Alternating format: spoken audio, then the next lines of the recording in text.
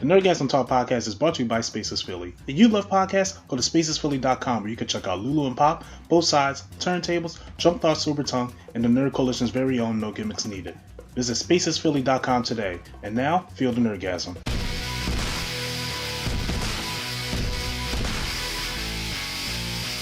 You know what I'm saying? It's time for me and Prime to team up. Oh, okay. No. What is this about? Oh, what you mean? You know what I'm saying? What is this about? See, it's not like y'all hating. Because we just got word. Oh, okay. That I had to go look at the outline. Yeah, that there is a Michael Jackson movie in the works that has been approved by the Jackson family estate. I'm a bit afraid. So am I. Listen. Go ahead, kid. I'm listening. I'm listening. You can't. I'm ready. They better not fuck this up. I swear to God, we gonna riot. Bro, who you telling? Who you? Okay, so first off, I'm trying to pull up the stuff now because first of all, the company already has me a little shaken because it said Lionsgate. I was like, oh, don't let Tyler Perry nowhere near this don't shit. Don't let him get near this, bro. You know, don't do this. And we gonna fuck around and have Flex again as the lead for adult Michael Jackson. Y'all let him get near this. Go get Jason Weaver, man. Well, I mean, he don't nothing like Michael, but I'm saying, but well, no, he can't even play him no more because by the time he got to his age. But it says here or on the website that Lionsgate will distribute a new Michael Jackson biopic that will be produced by Bohemian Rhapsody's Graham King. I know. The film is being made with a cooperation of the Michael Jackson estate, which may impact how it deals with multiple allegations. See, that right there bothers me. Okay, but I'll keep reading. We're brought against the King of Pop because it's like, God, they wanted this man rest. Y'all finna lead with that. The movie is supposed to be entitled Michael, just Michael, and it will be produced by the guy from did Bohemian Rhapsody, and the screenplay is by 3-time Oscar nominee John Logan. I don't know who that is. Let's Google this man. Yeah, so it is supposed to according to what it's supposed to do. It says Jackson life. Let's see, worldwide Jackson's life and music recently inspired a Broadway show, MJ, which takes place as Jackson prepares for his 1992 Dangerous World Tour. Now, I'm listening. I'm just okay. Well, his credentials looking like. It's not giving me. I want you to make a biopic credentials. So he is. I'm guessing he has like some theater background as well, but his screenwriting credits that come up are Gladiator, Martin Scorsese's The Aviator, and Hugo, Tim Burton's Sweeney Todd, and Skyfall. Sweeney Todd was a good movie. I enjoyed Sweeney Todd. But that's not biopic. This is not. None of these things are giving me. I want you to do a biopic or be the screenwriter for this biopic. I'm confused. So Graham King said that he first met the Jackson family in 1981. He's so humble to bring their legacy to the big screen. And they say, sad Dodger Stadium watching the victory tour. I can never have imagined. And nearly 38 years later, I will get the privilege to be a part of this film. So, okay. Real quick. Y'all initial thoughts before I give my thoughts. And that's going to give me time to go get a drink. Okay.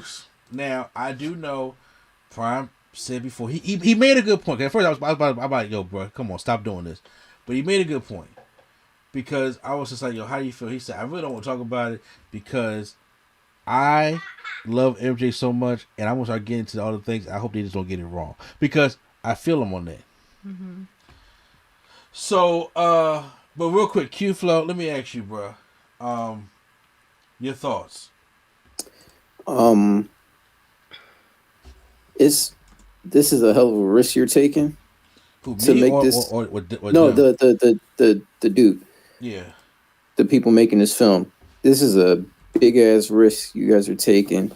This is an icon we talking about. So, you know, I, for the love of God, I hope this movie is good. I hope you guys cast the right people. Cause I swear to God, if I see Michael starring Jacquees, Come on, man. I walk out. I Why walk would you out. put that bad juju in the air like that? If I had paid $30 for both tickets, I'm walking right out. $30 wasted. Don't care. I will pay them not to film this film. Like, but I'm just saying, don't get no. That's don't get no Jacquees level type of dude. Like, I don't know who y'all gonna get. Just be careful, cause this Michael we talking about. All right. You know, okay, listen, I'll let you go next. Okay, so the biggest thing that I'm concerned about, like, not even really the screenwriter thing, biggest thing I'm concerned about is when people try and tackle someone's whole life in one movie that's not like 3.5 hours long. It's always a mess. Always. I can't think of one single time where there was a biopic where it was just like, all right, we finna do from the time from childhood, either up until now or until they died, and the movie was flawless or great. It's never that way. So I am most concerned with if you are trying to pack this man's entire life into one movie made for theaters.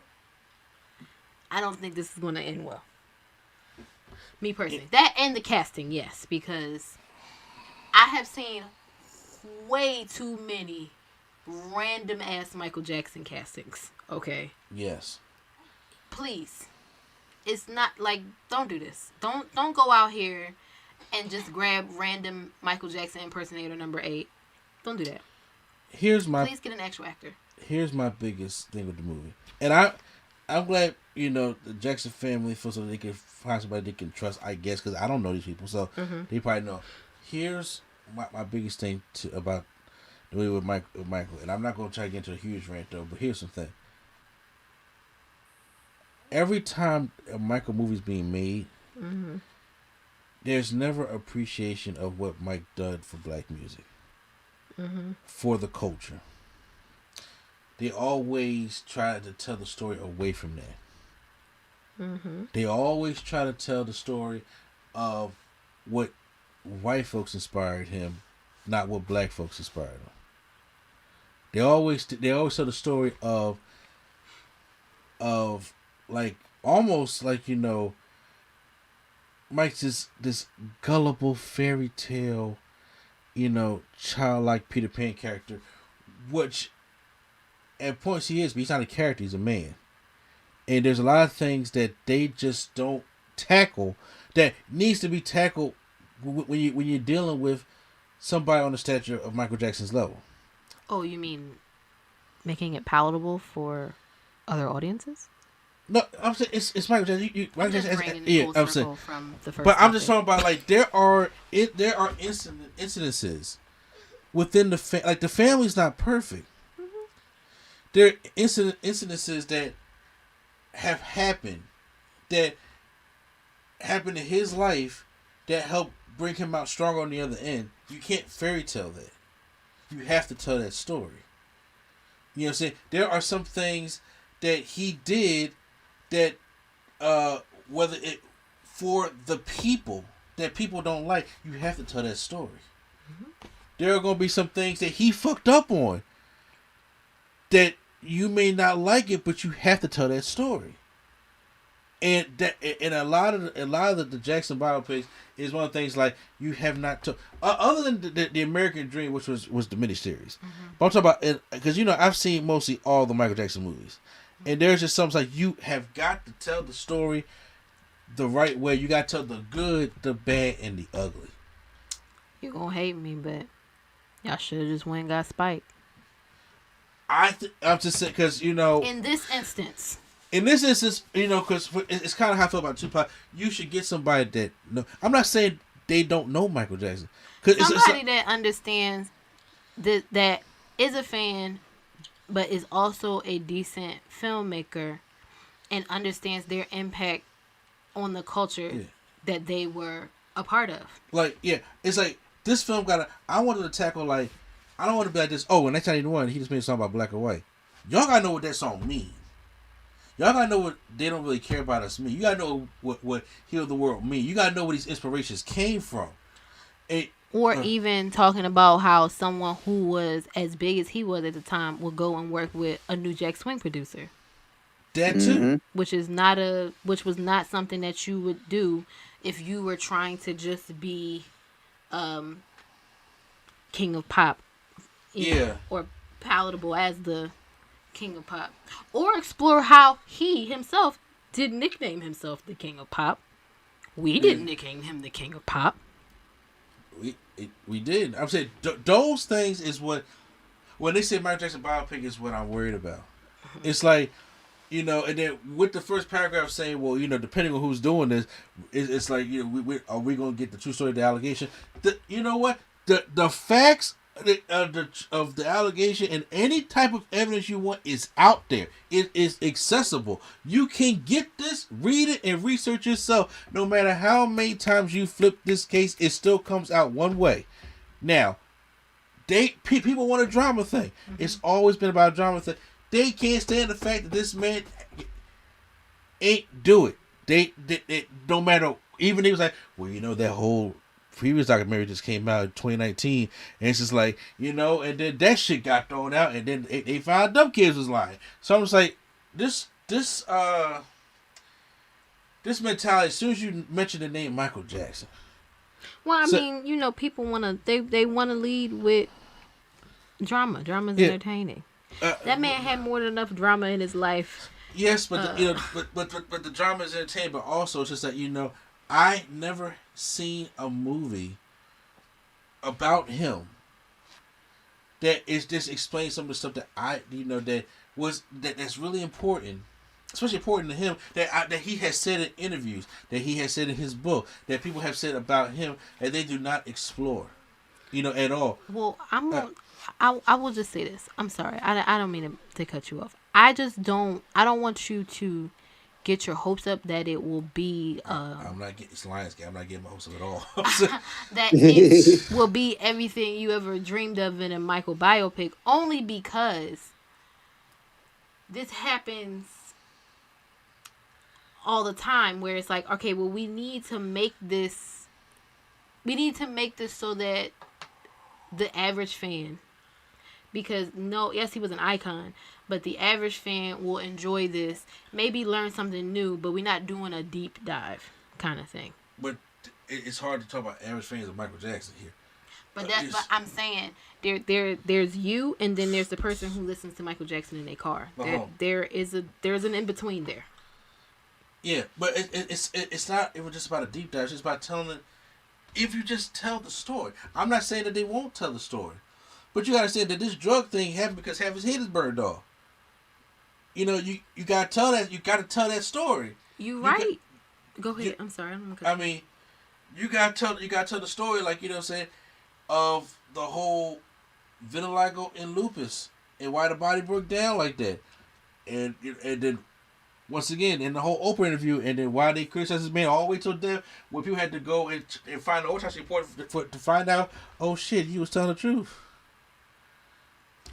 You've got to because those are major noticeable things that's happening in his life, and I'm like, you gotta really talk about that. And for somebody who did the screenplay on Bohemian Rhapsody, when they were sitting there talking about, you watched the movie and you talk about the inspiration of where that song came from and the performance and stuff like that, you got to get into that.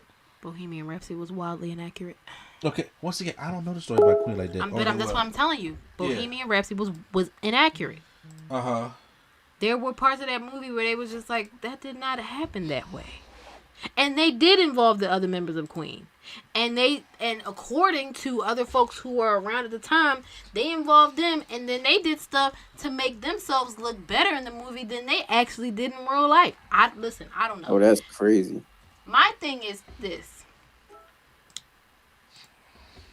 You know, just like I know, telling the story, quote unquote, like it is not what's going to make it what's going to sell or what makes it entertaining. I say this all the time. I guess you would call it the hill I'm willing to die on. Yeah. Die on that hill. The Temptations movie. The thing that bothers me most is that they made it seem like Paul went from drinking milk and being a stand-up family man to just being a fall-down drunk. And never once addressed the fact that this man had sickle cell anemia. Not a once. Damn.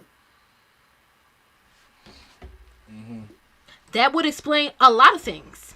Yeah. But that's not what's entertaining. Unfortunately. And this was a miniseries. We could have slid it in there somewhere. But this is a miniseries back in '97. We got resources now. What does that have to do with anything? That man ain't no resource to know that. What happened? I said Otis Williams still alive. He could have put that in there. No, I'm saying, but see, Otis had that in there. They took his book and they took Otis from his book, and what they found interesting of the story to keep within the loop of the story, and they did it the way they wanted to do it. But it happens with a lot of black music artist movies when you don't have a lot of black you don't have team. Control. It's not even about the team. It's the control. Who's funding this? Because they end up having the final say of what gets put in and what gets taken out, what gets left on the cutting room floor. Yeah. And because that's what everybody, just like I said with Bohemian Rhapsody, there were folks who watched it and like, that's not how that happened. That was not accurate. Y'all made Freddie look inept, and he's the only one here that's not here to defend himself. Mm-hmm. So it was just like, okay, that happens all the time with biopics. You know, they embellish stuff and glamorize certain stuff to make it look nice. But again, even with that movie, we telling a story from a certain time period. And was it well done? Sure. Did Rami Malek do a good job as Freddie Mercury? Sure. But it's like, all right, we get in a period of somewhere in the 70s and 80s. That's it. I just fear that what I'm afraid of is going to be a reason why you don't get what you are looking for.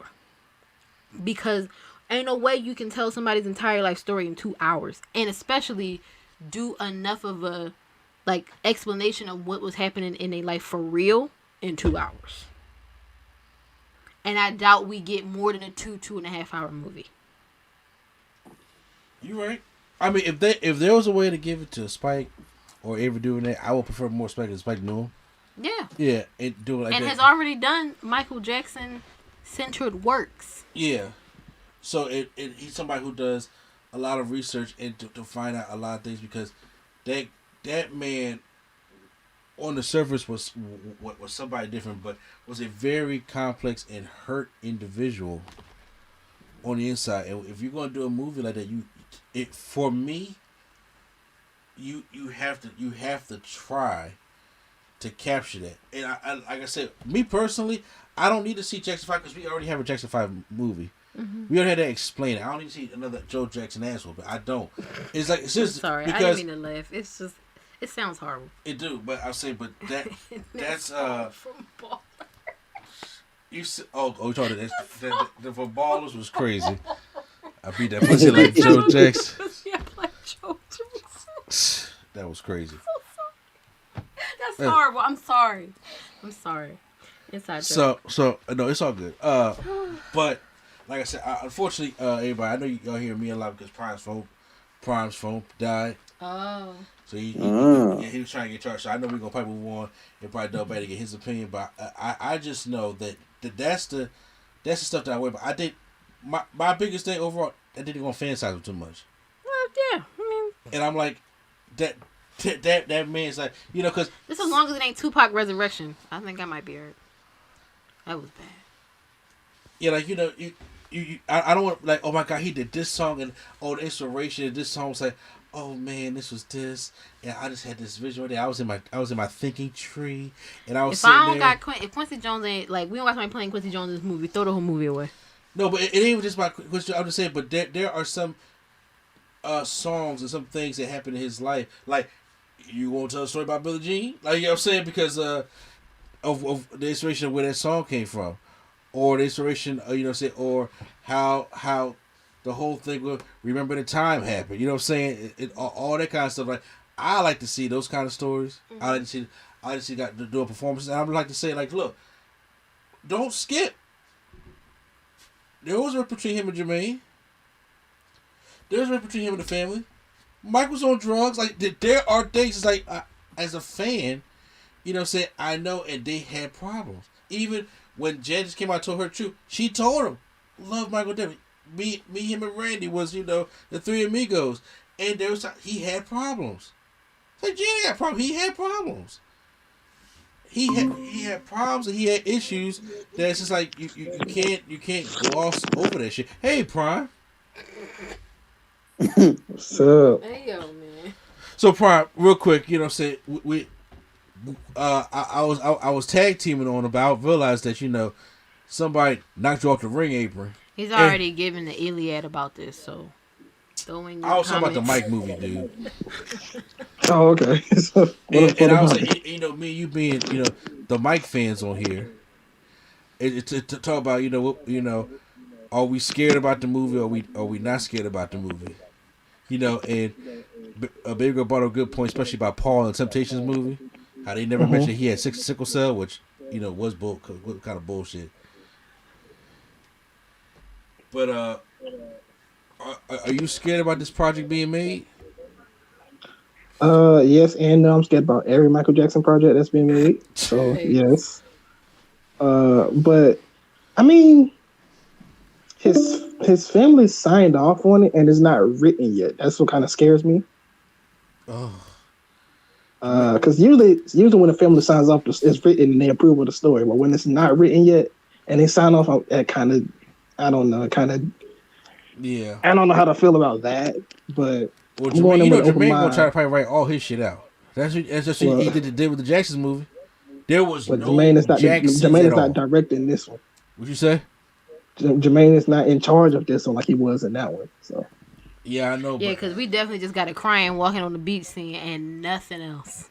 And let's be honest, though. Let's be honest. If that was Jermaine's only movie that he directed, good job. I don't know why he stopped. That was the only one. But I don't think he directed, but he was executive producer. Well, it's not directed, but put his name on it. Yeah. But I do know this. That joint went from 1976 to 1983. I said, whoa. All them years Jermaine wasn't there, he said, we cutting all that out. Mm-hmm. Because stuff ain't work out like he thought it was going to, I guess. I don't know. No, he didn't want to showcase Randy, that's all. No, because at the time, they was probably still beefing. When this was made, you can't tell me. They still beefing now, probably. It was fresh back then. You can't tell me that if Randy hadn't caught Jermaine in the street, he wouldn't have slid him clean. Ain't no way. Ain't no way. Probably would have. Bruh, like, my kids got brother cousins. We gotta fight. Fight. I get you, but he said, we just not going to talk about Randy at all. No. So, because that's what I said. It was on site. I won't believe anything else. But I was just saying, Prime, like, look, if you're going to tell the Mike story, you got to get the good, the bad, and the ugly. And why would you think they'll do that? Say what? I don't think they'll get as ugly, but we'll see where they go and what they do. I mean, I'm not saying to get as ugly or make up shit to make it look like it's ugly. But I'm just saying, but you got. I do. Huh? No, sorry. Keep going. No, I'm just saying, but there are things like you're gonna have to address, especially his drug pile. Mm-hmm. I mean, there's something that you gonna have to address. But I'm saying, but you gotta also address why that drug problem was there in the first place. Yeah, like I told you earlier. For one, this is a 2-hour movie. There's not that much stuff they can fit in, so a lot of stuff is gonna be cut out and missing and loop and holes in it. Exactly. Second, I feel backlash. Well, everybody that has a 2-hour movie you can't get everything.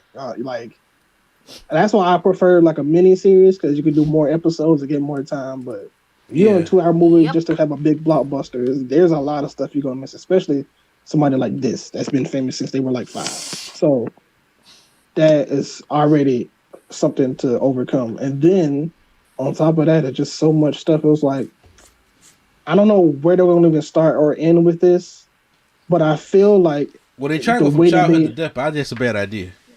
They're not going from childhood to death. You can't. You would be insane to go from Michael Jackson's childhood to his death in 2 hours. Like, honestly, you would be, even going from off the wall to his death is like, all right, because y'all doing too much.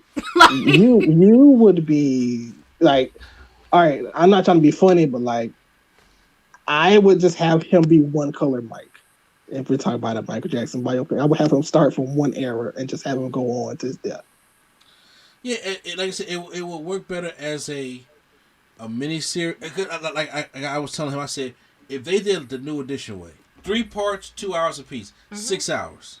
That's a long time, but it's a lot to tell. But I'm saying, but when you're dealing with a group like New Edition that started in the 70s, you know, they grew up and they went to the age with that whole New Edition era, then the Bobby thing left, and then Johnny came in there and grew them up. Then they had to do Home again. They had to do the solo stuff. Like it's so much New Edition that you got to tell. You're going to need a thing like that to do that. Even with Bobby Brown by himself needed 2 parts. I mean, he had a lot going on. Exactly. Yeah, I do feel like MJ's if they do his story, his might be more like Bobby Brown. Like Bobby wasn't really about the music and performing; it was just about his life and like the inner goings of his life that just so happened to have music in it. Wow. No Edition, you wanted to see the songs and the performances and them making the songs. I think it's kind of different. But even in the Bobby Brown movie, they were very respectful of Bobby Brown. Mm-hmm. Like because he was there on set. That's what I'm saying. Yeah, I'm saying the Jacksons. I'm saying, but they also, along with being respectful to Bobby Brown, they told the shit like they did not skirt around his drug problem at all. I mean, you kind of can't. You can't, and because I think there's a difference in because Bobby is there, so Bobby they're just like, hey, can we like even though they already read it, he done already wrote it, he done already like confirmed everything. They're still gonna say how they're still there to ask him how was this or how did this go down. Wow, if you do it with Michael Jackson, it's just people and what they think happened, and if his family already signed off, you don't really need to ask nobody, to be honest. Like his family already signed off, so that's why I don't like when they pre-sign off because since you got their blessing, they can just do whatever. Kinda, it's like that's kind of how that works. It's already signed, so if they wanted to do whatever with this story, they could. And the other thing is, it seems from other things that we've seen and stories we've heard that there were chunks of his life where they just weren't around. Mm-hmm. Yeah. So how are we addressing that? Like, what are we going to do for that? Word to the bad need to be up on it something. It is, bro. I'm telling you, because I can't. I don't even want to talk about it because I didn't know it's so much stuff in here. I'm gonna be disappointed either way. Like, either way it goes, I'm disappointed. How much y'all want to y'all want to make bets like, all right, because you know how it gets when you do movies and they want to do a certain way and the family don't want to do it, or the production company be like, no, like such and such has left the project because of creative differences. His name is Jermaine Jackson. He not finna be on the project. It sounds like. Yeah, he's not in the project. No, he's not nothing to do with the project. It's just the estate and his mom. My man who's doing screenwriting like he do musicals. If this is a musical, I'm leaving the theater. I'm sorry. God, Michael Jackson musical. We don't need it. Yeah, I would just try to keep it simple and just keep him at, I don't know, start at 90. I don't know where you want to start at, but I don't want to go through all the eras. That's just too much for 2 hours. That's all. Like, it's a 2 hour because movie. Each era is a movie within itself. Bro, if we walk in this theater and it say Michael and it's like Michael Joseph Jackson was born, I'm like, all right, y'all, because what? Now, first of all, I'm gonna tell you. First of all, magic, and I'm like, I would like if they do like a 5-minute recap. That's fine. Get us to a certain point. Get us to the victory tour. I don't need the first whole act. Yeah. I'm about to say, honestly, if you can get to the victory tour, it would honestly we got a Jackson 5 movie. We don't need no more Jackson 5. If you get to the victory tour, it would pick up where you left off in the Jackson movie. Yeah. You know what? Sorry. I'm so sorry. This is the only thing other than the project that I'm kind of low-key upset about. The name of it is Michael. Like, I don't have no problem with it, but I have a problem with it. Like, they couldn't have thought it. They couldn't make it King of Pop or something to stand out. Just Michael. That's it. Just simple. Honestly, Michael. If it was like a movie like You Are Not Alone, I like that title. That's what you made in this book. I thought it was cool. You Are Not Alone feel like it needs like, a do one Jordan of his Peele songs, creepy like, do, remix. Oh yeah. I think King of Pop would have been a perfect one. King of Pop, one of his song names, like The Thriller, or I don't know, something. This is it. Well, that's already Yeah. That's already. We don't need that. Let's move on from that one. Okay. Yeah, just one of his most famous songs, or just Moonwalker's already one. Dang it, I don't know that. But something that stands out, not just Michael. I'm telling you, man. If you want to do Man do in the Mirror. That's already one. That's already one. Oh, that's right. That's already one. That's flat. That was the flex one. Don't do that. That's why I said, "Do You Are Not Alone," and just somebody got to come up with the creepy vocals. You are not all slowed down. I'm like, oh, go get Jordan Peele.